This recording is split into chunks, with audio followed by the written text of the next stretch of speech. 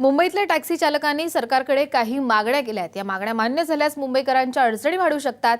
भाडं नाकारण्याचा अधिकार, दुपारी 1 ते 2 या वेळेमध्ये 1 तासाचा लंच ब्रेक आणि संध्याकाळी 5 ते 8 या वेळेमध्ये घरी जाण्याच्या रस्त्यावरच भाडं मिळावं, या आणि अशा काही मागण्या टॅक्सी संघटनेने केलेल्या आहेत। टॅक्सी चालकाचा माणूस म्हणून विचार करावा असं सुद्धा या निवेदनात म्हटलंय। आता यावर सरकारनं जर टॅक्सी चालकांच्या बाजूने निर्णय दिला तर मुंबईकरांना टॅक्सीवाल्यांची आणखीन मुजोरी सहन करावी लागणार आहे। त्यामुळे सरकार या मागण्यांवर काय निर्णय घेणार हे पाहणं महत्त्वाचं ठरणार आहे।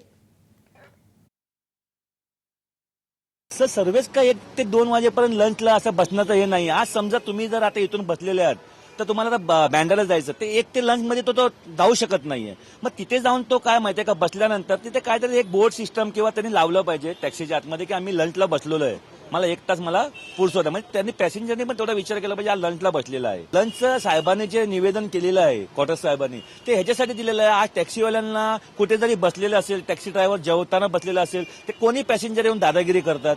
अरे तसं तुमच्याकडे तुमच्या पण गव्हर्नमेंट सर्वांमध्ये आज बँकेमध्ये म्हणा 1 तास लंच 2 तास लंच म्हणून ते लोक रेस्ट करतात, लॉक करूनच बसतात।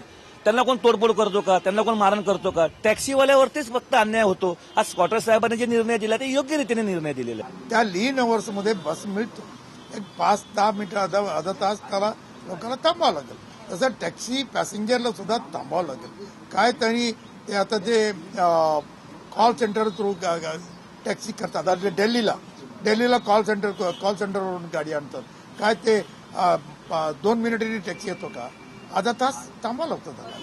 नंतर अर्धा तास अगोदर त्यांनी टेलिफोन करून तिथे अर्धा तास त्यांच्या घरसमोर ते उभे करावं लागतं। तसं आहे, त्याचा एक अर्धा तास लोकांना एक त्रास होईल।